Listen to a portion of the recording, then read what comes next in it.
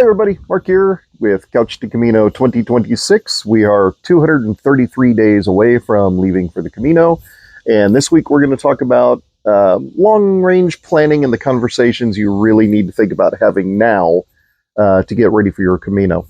Again, if you have any comments or questions, feel free to leave them down below or shoot me an email at askmeaCaminoquestion@gmail.com. Which I actually got an email. One of our viewers reached out and told me about their Camino. They faced some very significant challenges at the beginning. They got through it. Sounds like they had a great Camino, and some of his suggestions I have definitely included in what we're going to talk about here later in the fall when we talk about transportation, flights, getting there, really getting down to the nuts and bolts of how to handle that stuff. Great stuff, and I really appreciate him reaching out. Thank you. So let's do the too long didn't listen version for those of you who don't want to listen to me for the rest of this thing, because, you know, I'm going to ramble a lot. The basic is you need to start having conversations now if you want to leave your home and your responsibilities and everything for upwards of a week, 2 weeks, a month, month and a half, 2 months. You need to have those conversations now. And the folks, the groups you need to have a word with is primarily your doctor. Make sure you're healthy enough to go. If you have any minor concerns about ankles, knees, feet, hips, lower back, anything, address those now, because you don't want something that could be handled with a little bit of physical therapy or a minor surgery, then some physical therapy that will clear everything up. You don't want to find out that it takes 2 months to recover from that when you are 30 days out. So deal with that now if you're looking for a Camino in 2026. Same with your dentist. You don't want to have to deal with dental stuff on the Camino. That's no fun at all. Your employer, or if you're in school, the education institution, start talking to them now about, hey, I would like to do this. Is it possible for me to step away that far? I will have access to email. I can shag a certain amount of things. Not like you can comfortably do a full workload, but you should be able to check in periodically and troubleshoot any issues while you're gone. Lastly, talk to your friends, talk to your family, who's going to take care of your pets, who's going to take care of your fish, your bearded lizard, whoever it is. Have those conversations now. Don't wait until you're a couple of months out from wanting to go and then suddenly say, hey, I'm going to leave the country for a while. I need you to help deal with this. And, you know, is that okay? So have those conversations now. This is the time to lay that groundwork and those foundations to make sure that everybody's comfortable. And this is the part where we talked about last week, the balance of budget, of time to money to physical to mental. This is how you're going to work out some of that balance, because if your significant others are comfortable with you being gone for so long, you may have to consider a shorter Camino. Same with your employer, educational institution, any of that. Or if your doctor just says, hey, you're going to fall apart after 2 weeks, please reconsider the scope of what you're trying to do. So that's the TLDL. Doctor, dentist, employer, education, and the important people in your life. Talk to them all now, so we've got that foundation laid. Okay, that's it. Let's go on to me babbling for probably a half an hour. Maybe not. We'll see. This week's episode, definitely not sponsored by these guys. Yes, I live on a farm in the middle of nowhere. The closest Starbucks is an hour away, but I had to go to Home Depot to get some stuff, so I got Starbucks. Because it's delicious. By the way, Trenta iced coffee, skim milk, way overpriced for something I can make at home, but I just like Starbucks. Okay, so all these conversations you need to have.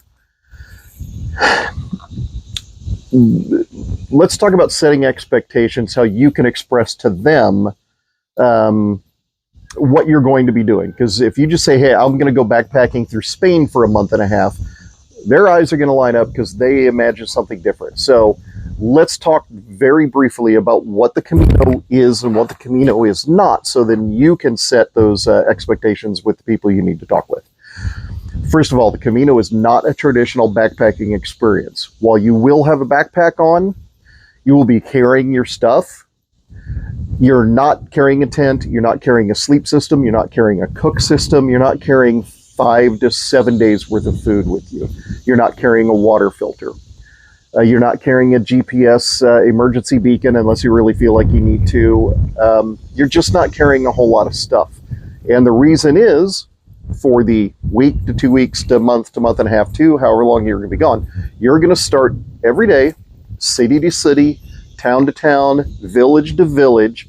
You're going to start every day. You're going to finish every day with a chance for a bed under a roof, a shower, food, a flush toilet, Wi-Fi, chance to get a little other stuff, some relaxing time. It's going to begin, going to end with all of that. You're not going to be sleeping out in the wild. Throughout the day, as you're walking, you're going to have multiple chances for food, water, bathrooms, rest, help, medical attention, a little bit here and there. Nearly every day. There are a few notable exceptions. The longest ones are average. There's 2 of them. One just before Los Arcos. The other one is outside of Carrion de los Condes. It's about 17 kilometers, which is like 10-ish miles, where there are no services. But if you're there in the right time of year, both places, there's now semi-permanent food trucks that have food and water, may not have a bathroom, but they at least have food and water about halfway on both. So, again, you don't have to pack a whole lot of stuff along. So, not a traditional backpacking. It's more a series of day trips or day hikes as you go. Makes it seem a lot less scary to people. The other thing is, this is not a technical hiking and technical mountaineering thing. You're not going to be on ropes. You're not going to be wearing rock helmets. 90% of what you're going to be walking is groomed gravel trail. There are some dirt trails. That's not saying there aren't some significantly risky places. The descent from Roncesvalles the descent from the Napoleon route into Roncesvalles through the forest after a rain, people do break ankles up there every year. It's just a thing. But there's an alternate route. From Roncesvalles to Zubiri, notorious for turning ankles and such. There are some very ugly places in there, but if you go slow, you take your time, you stop yapping, and you watch your foot placement, you can do it. I did take a spill there in 2020 because it was icy as heck, and I was too lazy to put on my yak tracks, my traction soles. The other one we ran into in 2022 was there was a lot of storm damage coming down out of El Acebo into Meseta. We did have some issues there, but again, we're just wearing tennis shoes. We're not wearing big clunky boots. We're not roped off. We're not using ice axes. It's just general hiking for the whole thing. There are people that do the Camino in a pair of sandals every year. Hundreds of them do it. So again, you can tell your loved ones and such, this is not something as intense as the Appalachian Trail, Continental Divide Trail, Pacific Trail, that sort of thing. It's more comfy day hikes where there's always safety. Lastly, at least once a week, realistically every few days, you will have chance to replenish anything you need. You do not have to take enough shampoo, deodorant, toothpaste, whatever, for the entire time. There are pharmacies, markets, tiendas, mercados, all the way across that you're going to be able to pick up a little stuff. So don't load up a bunch of stuff at the beginning because you just don't have to. And that's all stuff we'll talk about a little later. But again, you can let people know that almost every day I'm going to have chance while I'm there to take care of the daily needs stuff. So, Carpenter Bee, did you see that guy? So that's kind of a brief overview of how you can couch this whole thing. You know, it's a neat pilgrimage. We're going to have a lot of fun. We're going to see a lot of sights, castles, cathedrals, Roman ruins. You walk over a Roman bridge out of Torre del Rio. Awesome stuff. So let's talk about who you need to start addressing issues with now. First of all is your doctor. Talk to your doctor. be realistic with yourself, be very open with your doctor and say, hey, I want to do this thing. I think I have these challenges. Can you help me work through these challenges? What do you think? If you've got some minor issues with feet, ankles, knees, hips, lower back, whatever, get those worked out now. You might want to talk to your doctor about, hey, my goal, I'm going to be going in spring or summer or fall of 2026. My goal is to get as lean as I can, get as strong as I can, and get my sleep sorted out as best I can.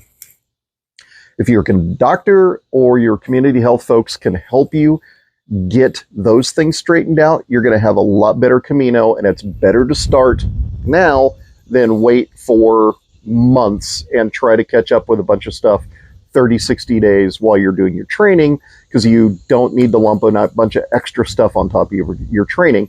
Start thinking about that stuff now. We'll talk about a little bit about that probably in a week or two, just some long-range training stuff before we really get to the training segments, which will be like January, February, March is when we'll really get into the training. Talk to your dentist. You do not want to deal with, if you've got an iffy tooth that has a little crack in it, get it crowned, just deal with it now. Do not wait until you're in Spain. You're in the middle of nowhere on the Meseta, you bite into a chicharrone and you break a tooth. Congratulations, you've just ruined a couple of days and it's not going to be fun. So don't mess with that. Get your teeth sorted out now. And my wife is laughing because I have a dire fear of dentists, and I hate going to the dentist. I haven't been like it a year or two, so I need to do that too. So, where do we go from there? Sorry. I have my iPad or my tablet down here, and it's the perfect distance. I can't really read it with or without my glasses, so bear with me. So talking to your employer or your educational institution, you are going to have access to Wi-Fi more or less every day. The problem is it's not always great Wi-Fi, and I'm going to do a really grumpy video sometime this spring, and it's going to be basically your Camino isn't that important. And what I mean by that is, yeah, your Camino is really important to you. To the rest of the world, probably not.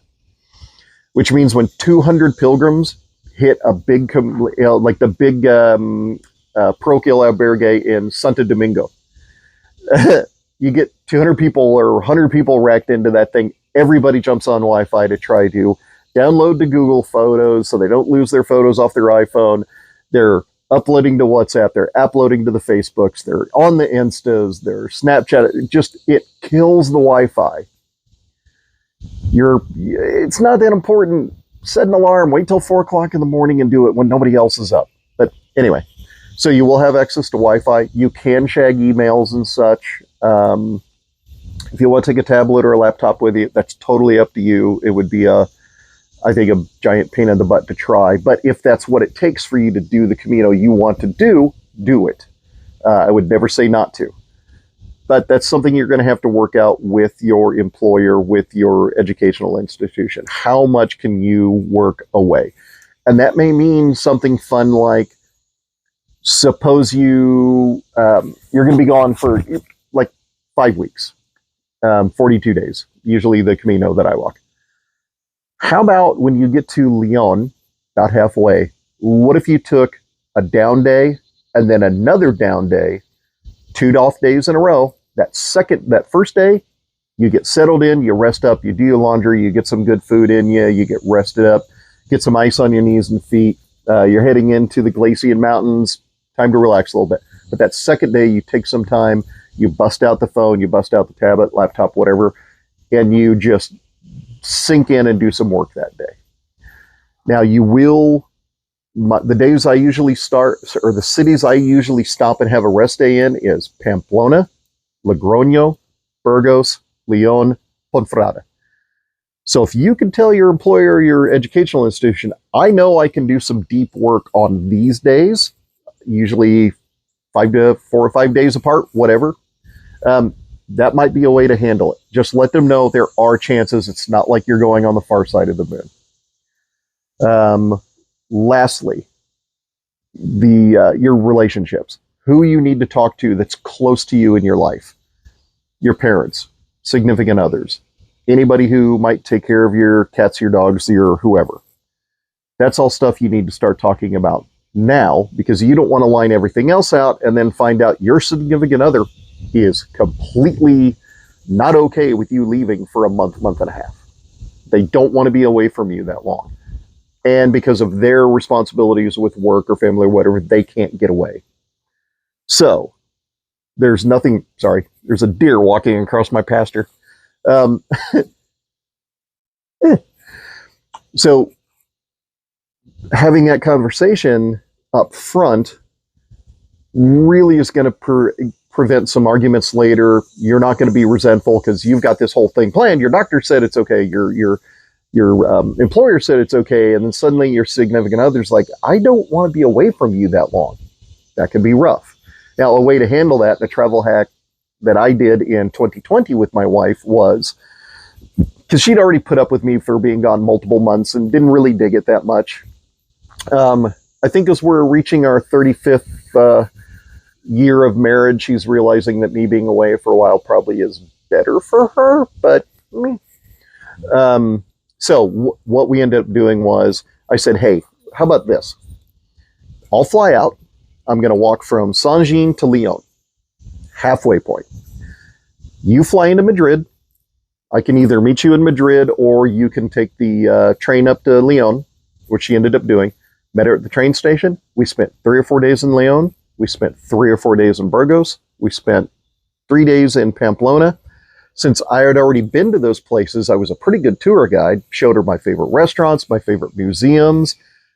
There's a museum at the cathedral in Pamplona that not a lot of pilgrims go to for some reason. I've asked people and they don't go.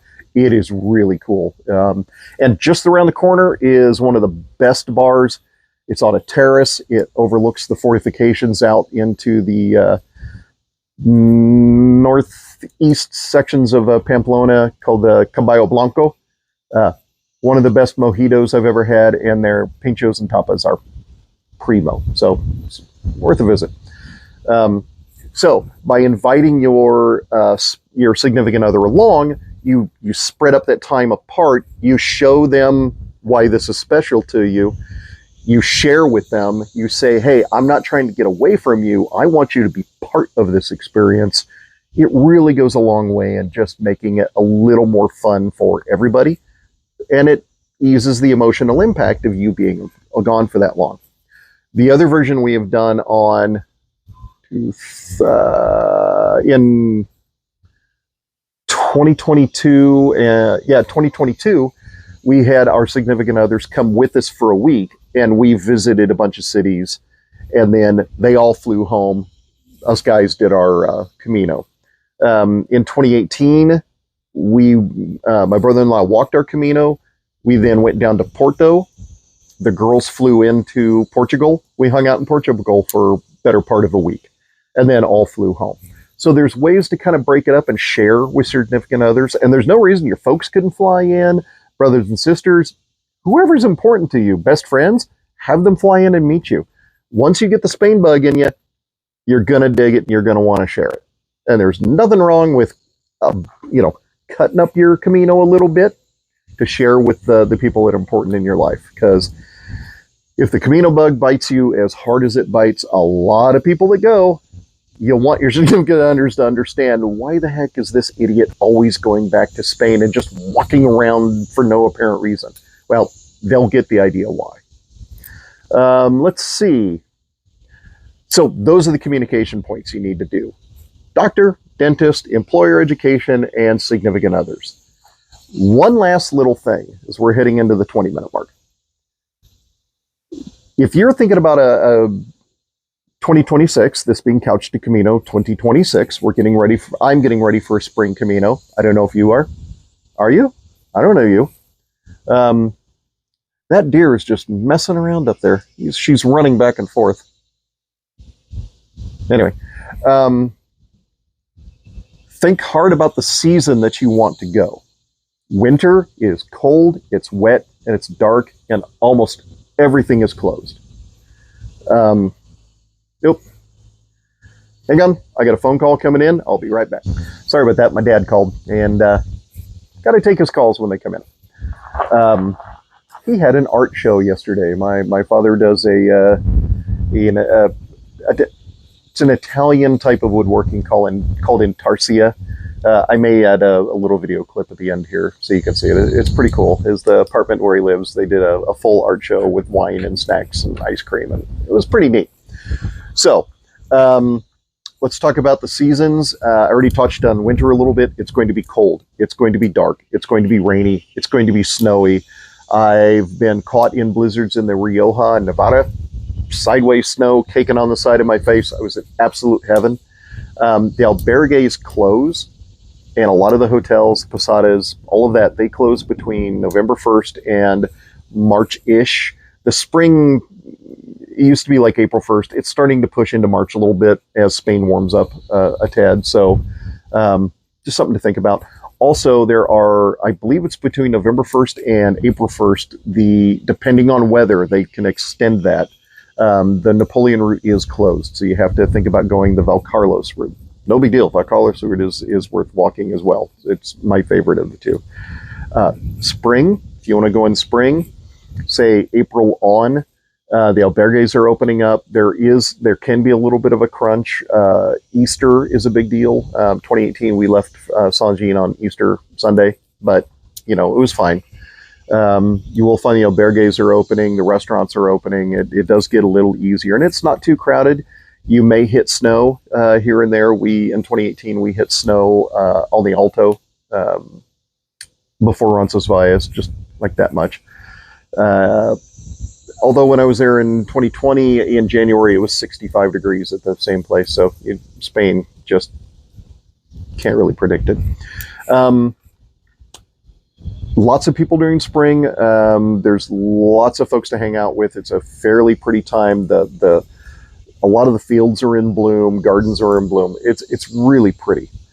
Summer, for some reason, and I don't think it's just because there's a lot of teachers in the U.S., summer is hugely busy. Late May, June, July, August is a freaking horror show of people. I know people dig it. It's not for me. It is extremely hot, is extremely busy. You may have to book your lodging ahead a week just to make sure you have somewhere to go, whether it's through booking.com or just using the app, an app, or phoning albergues. You have to make sure. And now, it is hot as heck. There's potable water all the way through. Spain has a cultural tradition of there are potable water fountains in just about every village, multiples in a lot of the larger villages and cities. And you'll see people out. Just the random Spanish people, not pilgrims, will walk up and fill a water bottle or splash their face off or take a drink or something. It's just part of Spanish culture. It's pretty cool. So there's lots of water available. To give you an idea of heat, there are sections on the Meseta that I've walked in. Sorry, not the Meseta. Prior to Burgos, that I've walked in summer, and I've walked in the other 3 seasons. Summer, I went through in maybe an 11-mile section. I went through around 5 to 6 full liters of water.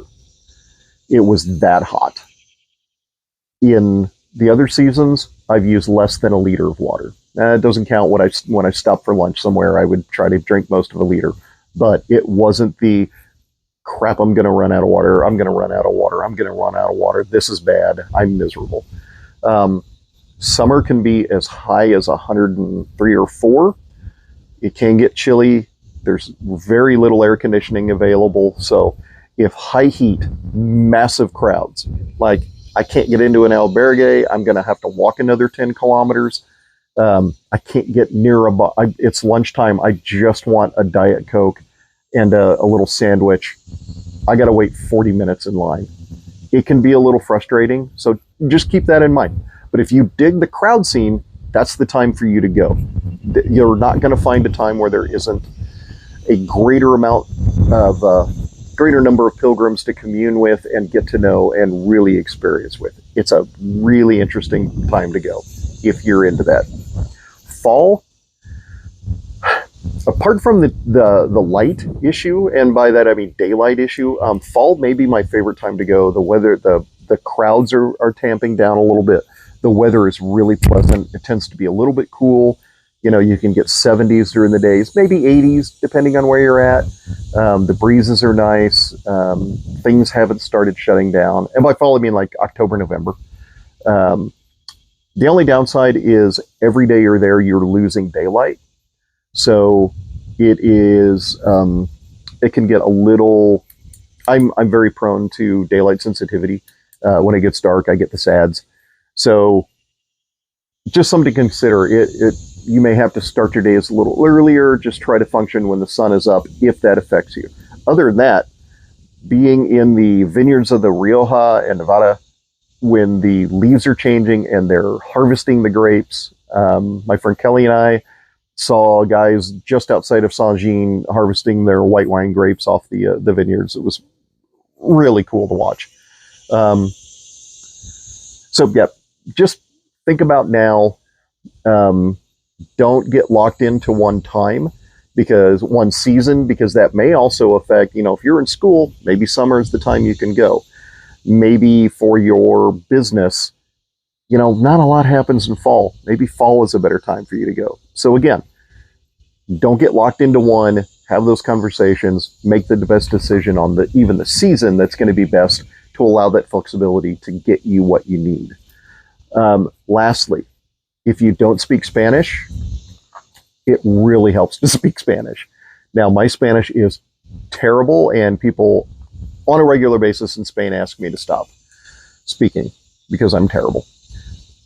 You can get into a language class. Apps like Duolingo, which is not as good as it used to be. Their new AI changes are a little wonky, and it's gotten expensive. Duolingo or Babbel. I've just started playing with Babbel, and I like it a little more. Start doing those now. But do those with the understanding that those are not... wind's blowing the camera again. Those are not intended for you to just fire up for a few months and learn enough that you can travel Spanish to get around Spain. That's not what they're for. They're for multi-year education to teach you a language, the nuts and bolts. If you're worried about travel stuff, ask your AI. Every phone computer seems to have AI built in now. Ask them about the 20 most important phrases for a traveler in Spain in 2025, 2026, and the 50 most important words to know. Download those, and then every day, take a notepad, write down the English, write down the Spanish, write down the English, write down the Spanish, say them as you're writing them. That really helps to embed it into your brain. The other thing is, do the same thing with Duolingo or Babbel. It'll take you forever to get through the lessons, but it sinks in harder if, instead of just rapidly going through it as fast as possible to get it done and hear the little lights and see the little rewards, have your notebook, write down, the cat is on the table. Le chat sur la table. Wait, that's Spanish. That's French. See how bad my Spanish is? I went to French. So write all those down. It really helps to get those implanted into your brain a little more efficiently. It made a big difference when I did it before my 2022 Camino. I'm doing it again now. I'm to the point where I want to be able to have a conversation. I can sort of express myself, but not in a coherent way. And it's situational dependent. So I'm really trying to fix that. So lastly is, as I said in the doctor part, start thinking about your process and your program to get as lean as possible, to get as strong as possible, and to get your sleep sorted out. And those three things aren't just good for the Camino, they're good for life in general. And why not? You don't have to do anything radical. Don't trust me, you're not going to become the Incredible Hulk by lifting a little bit of weight in the gym here and there. But it is going to make a dramatic difference in your health and your mobility, and how you get around. And here in a couple weeks, we might talk about that a little bit, but yeah, we probably will, in fact. So that way you can get started a little earlier if you feel like it.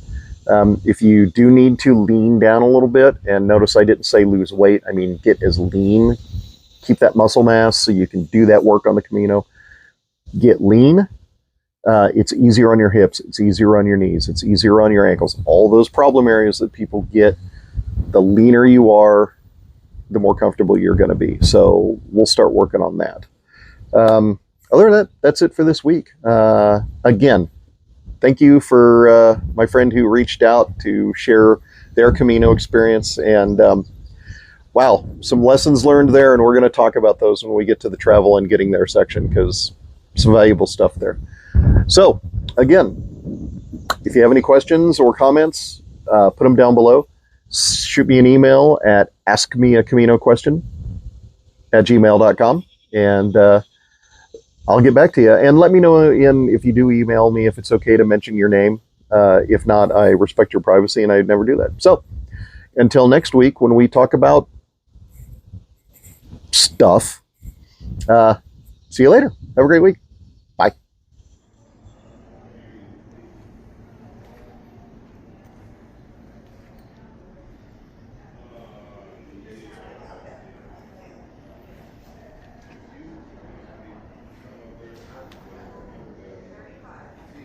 For the artist, I'll set it down right over here. Thank you. Thank you.